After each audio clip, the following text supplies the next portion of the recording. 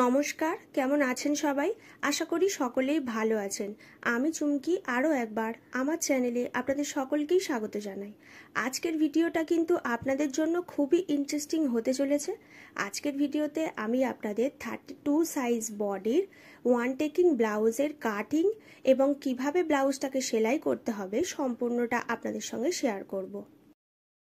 তো সূত্রের সাহায্যে ব্লাউজের কাটিং দেখিয়ে দেব আর ব্লাউজে কিভাবে আপনারা প্যাড অথবা কাপ অ্যাটাচ করতে পারবেন সম্পূর্ণটা কিন্তু আজকের এই একটা ভিডিওর মাধ্যমেই আপনাদের দেখিয়ে দেব।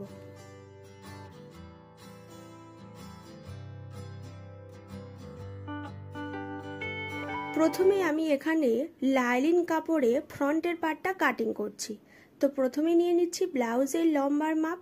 আমার এখানে লম্বা আছে 14.5 ইঞ্চি, তার সঙ্গে আরও 1 ইঞ্চি সেলাই মার্জিনের জন্য এক্সট্রা বাড়িয়ে নেব। তো আমি এখানে 15.5 ইঞ্চিতে ব্লাউজের লম্বার মাপ নিয়েছি।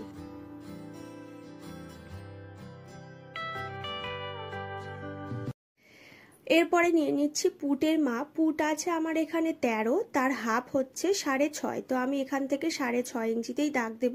এরপর এখান থেকে আর্ম হোলের জন্য 7 ইঞ্চিতে দাগ দিয়ে নিচ্ছি। এরপরে নিয়ে নিচ্ছি ছাতির 4 ভাগ। ছাতি আছে আমার এখানে 32 ইঞ্চি, তাকে 4 দিয়ে ভাগ করলে হবে 8। তার সঙ্গে আরও 2 ইঞ্চি এক্সট্রা সেলাই মার্জিন রাখবো। 1 ইঞ্চি ওপর থেকে আর্ম হোলের শেপটা এইভাবে দিয়ে দেব। এরপরে নিয়ে নেব কোমরের 4 ভাগ। কোমর আছে 30কে 4 দিয়ে ভাগ করলে হবে 7.5। তার সঙ্গে 1 ইঞ্চি আমি টেকিং এর জন্য নেব এবং 2 ইঞ্চি এক্সট্রা কাপড় নেব। গলা চড়ার মাপটা এখান থেকে নিয়ে নিচ্ছি 3.5 ইঞ্চিতে, আর গলার লম্বার মাপটাও আমি 3.5 ইঞ্চিতেই রাখছি। এরপরে এটাকে একটা বক্স করে গলার রাউন্ড শেপটা এখান থেকে দিয়ে দিচ্ছি। এরপর শোল্ডার থেকে ঠিক 9.5 ইঞ্চিতে পয়েন্টের জন্য দাগ দিয়ে দিচ্ছি। আর কাপ সাইজের জন্য আমি এখান থেকে 3.5 ইঞ্চিতে দাগ দিচ্ছি। ছাতি অনুযায়ী আমি এখান থেকে 3.5 ইঞ্চিতে দাগ দিচ্ছি। কোমরেও একই রকম ভাবে 3.5 ইঞ্চিতে দাগ দিয়ে এই দুটো দাগ এইভাবে মিলিয়ে দিলাম। এরপর যে 1 ইঞ্চি টেকিং এর জন্য রেখেছিলাম, দুই সাইডে এইভাবে হাফ ইঞ্চি করে দাগ দিয়ে টেকিং এর দাগটা এখান থেকে দিয়ে দিলাম। তো যারা যারা আমার ভিডিওগুলি দেখেন এবং আমার চ্যানেলটিকে অলরেডি সাবস্ক্রাইব করেছেন তাদের অসংখ্য ধন্যবাদ জানাই। আর যারা এখনও চ্যানেলে নতুন আছেন তারা অবশ্যই চ্যানেলটিকে সাবস্ক্রাইব করে নেবেন। এরপর ফ্রন্ট পার্ট থেকেই ব্যাক পার্টটাকে কাটিং করব। তো ব্যাক পার্টে যেহেতু আমি এখানে হুক পট্টি করব, সেই কারণে হুক পট্টির জন্য হাফ ইঞ্চি এখানে আমি এক্সট্রা কাপড় রাখছি। এই হাফ ইঞ্চি এক্সট্রা রেখে এরপর ফ্রন্টের পার্টটা বসিয়ে নিয়েছি এবং ফ্রন্টের পার্টে যেমন মাপ আছে সেই মাপ বরাবর এখান থেকে দাগগুলিকে দিয়ে দিচ্ছি। ব্যাক পার্টের ডিজাইনটা করার জন্য কোমর থেকে 3 ইঞ্চি ওপরে একটা দাগ দিচ্ছি। এরপর এখান থেকে 4 ইঞ্চি দূরত্বে একটা দাগ দিচ্ছি। এরপর এই যে 4 ইঞ্চিতে দাগ দিয়েছি, 4 ইঞ্চি থেকে এই দাগটা এইভাবে শেপটাকে মিলিয়ে নিচ্ছি।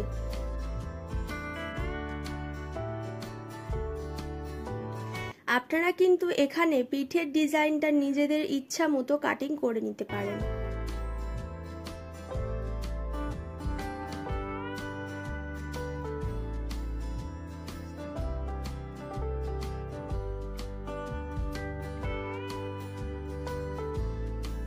এরপরে আমি হাতার পাটটা কাটিং করে নিচ্ছি। হাতার লম্বার মাপ আছে 11 ইঞ্চি, তার সঙ্গে 1 ইঞ্চি এক্সট্রা নেব, কারণ সেলাই মার্জিনের জন্য আমাদের 1 ইঞ্চি কাপড় এক্সট্রা লাগবে। এরপর এই যে 12 ইঞ্চিতে দাগ দিলাম, এই 12 ইঞ্চি দাগ বরাবর কাপড়টাকে এইভাবে ডবল করে একবার ভাঁজ করব। এরপর মিডিল থেকে আরও একবার এইভাবে ভাঁজ করে নেব। আজকে আমি এখানে ফ্রন্ট পার্ট থেকে মাপ নিয়ে হাতার পার্টটা কাটিং করে দেখাচ্ছি।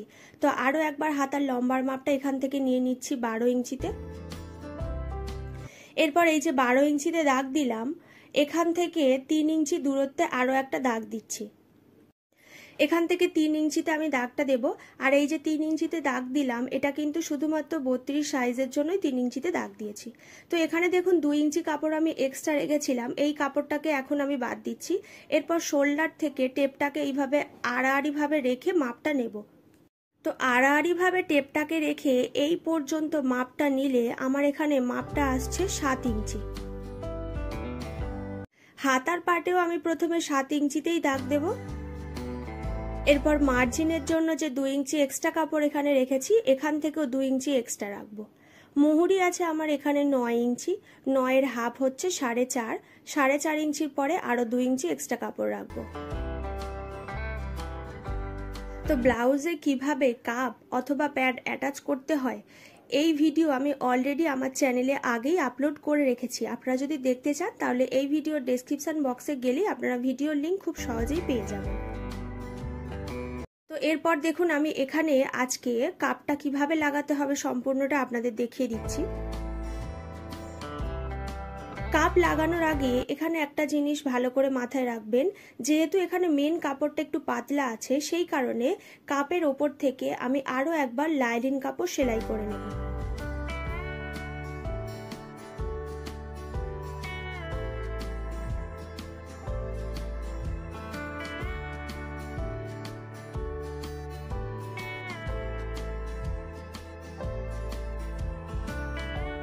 কাপের উপর থেকে লাইলিন কাপড়টাকে এইভাবে সেলাই করে নেওয়ার পরে মেন কাপড়ে ভালোভাবে কিন্তু কাপটাকে আর বোঝা যাবে না। তো এইভাবে দেখুন আমি লাইলিন কাপড়টাকে সেলাই করে নিয়েছি। এরপর লাইলিন কাপড়টাকে মিডিল থেকে একবার ভাঁজ করে নেব, আর যেখানে পয়েন্টের জন্য দাগ দিয়েছিলাম 2 সাইডে পয়েন্ট বরাবর একবার দাগটা দিয়ে দেব।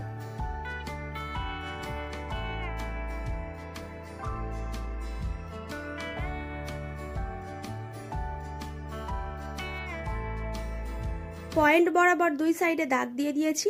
এবারে কাপের একেবারে মিডিল থেকে একটা দাগ দিয়েছি। তো যেখানে পয়েন্টের জন্য দাগ দিয়েছিলাম সেই পয়েন্ট বরাবর কাপটাকে ঠিক এইভাবে রেখে একবার সেলাইটা করে নিতে হবে।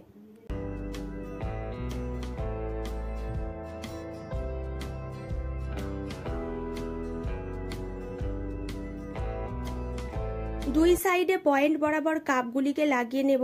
আর কাপ লাগানোর সময় কিন্তু মিডিলে সবসময় 2 ইঞ্চির মতো গ্যাপিং রেখে তবেই কিন্তু কাপটাকে লাগিয়ে নিতে হবে।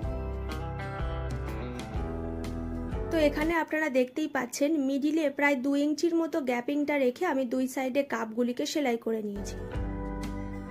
এরপর মেন কাপড়ের ওপরে লাইলিন পার্টটাকে ঠিক এইভাবে রেখে সেলাইটা করতে হবে। তো এখানে একটা জিনিস খেয়াল রাখবেন, আমি কিন্তু সোজা কাপড়ের ওপরে লাইলিন পার্টটাকে রেখেছি আর কাপ দুটিকে কিন্তু ওপরের সাইডে রেখেছি, কাপগুলি যেন ওপর থেকে এইভাবে দেখা যায়। তো এইভাবে মেন কাপড়ের ওপরে লাইলিন পার্টটাকে রেখে গলার ডিজাইন বরাবর 1/2 ইঞ্চি করে সেলাই করছি। তো লাইলিন কাপড়টাকে আমি এখানে উল্টে নেব, সেই কারণে ছোট ছোট করে কাট দিয়ে নিচ্ছি, এর ফলে লাইলিন কাপড়টা উল্টে নিতে সুবিধা হবে। আর এখানে দেখুন লাইলিন কাপড় এবং মেন কাপড়ে যেমন ভাবে টেকিং এর জন্য দাগ দিয়েছিলাম সেই টেকিং এর দাগ বরাবর এখান থেকে টেকিংটা দিয়ে দিয়েছি। এরপর পুরো লাইলিন কাপড়টাকে মেন কাপড়ের উপরে সুন্দরভাবে বসিয়ে সেলাইটা করে নিচ্ছি।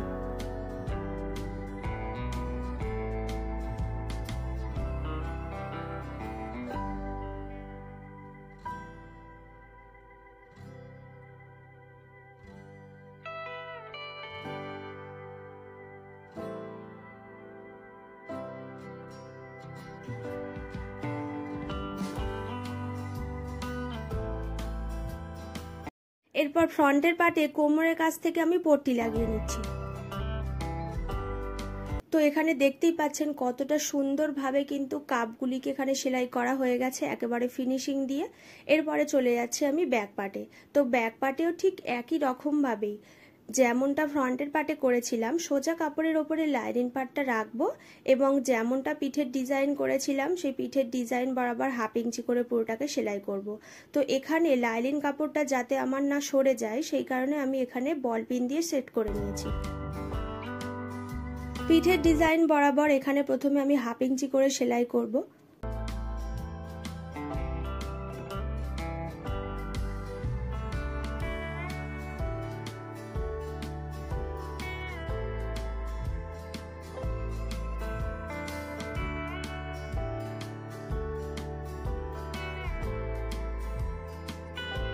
যেহেতু আমি এখানে লাইলিন কাপড়টাকে উল্টে নেব সেই কারণে যেমনটা ডিজাইন বরাবর সেলাই করেছি ডিজাইন বরাবর কিন্তু এখান থেকে কাট লাগিয়ে নিতে হবে। এর ফলে লাইলিন কাপড়টা যখন আমি উল্টে নেব তখন কিন্তু ফিনিশিং এর সঙ্গে কাজটা রেডি হয়ে যাবে।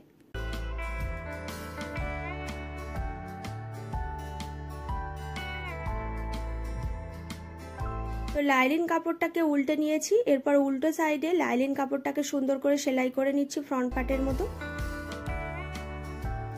ব্যাক পার্টে যেহেতু আমি এখানে হুক পট্টি করব, তো মিডিল থেকে কাপড়টাকে কেটে নিচ্ছি। আর হুক পট্টি করার আগে এইভাবে কাপড়টাকে ভাঁজ করে নিয়ে একবার টেকিং দিয়ে দিতে হবে। টেকিং দেওয়ার পরে কোমরের কাছ থেকে পট্টি লাগিয়ে নেব।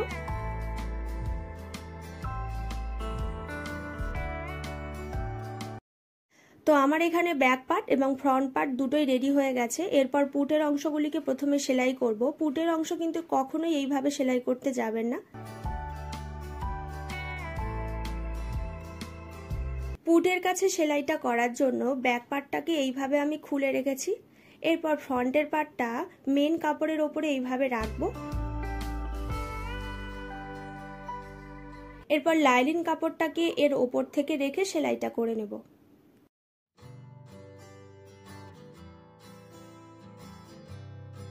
পুটের অংশ সেলাই করে নেবার পরে হাতার পাট আমি জয়েন করে নিচ্ছি একেবারে মিডিল থেকে।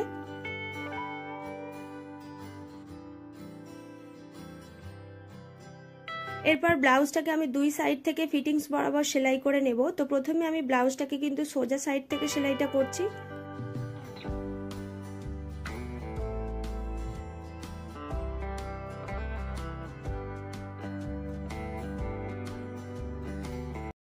সোজা সাইড থেকে সেলাই করে নেবার পরে যে এক্সট্রা কাপড় থাকবে অবশ্যই কিন্তু কেটে বাদ দিয়ে দিতে হবে। এরপর ব্লাউজের কাপড়টাকে এইভাবে উল্টে নেব আর দুই সাইডে যে 2 ইঞ্চি করে কাপড় আমি এক্সট্রা রেখেছিলাম সেই 2 ইঞ্চি দাগ বরাবর পুরোটাকে সেলাই করব।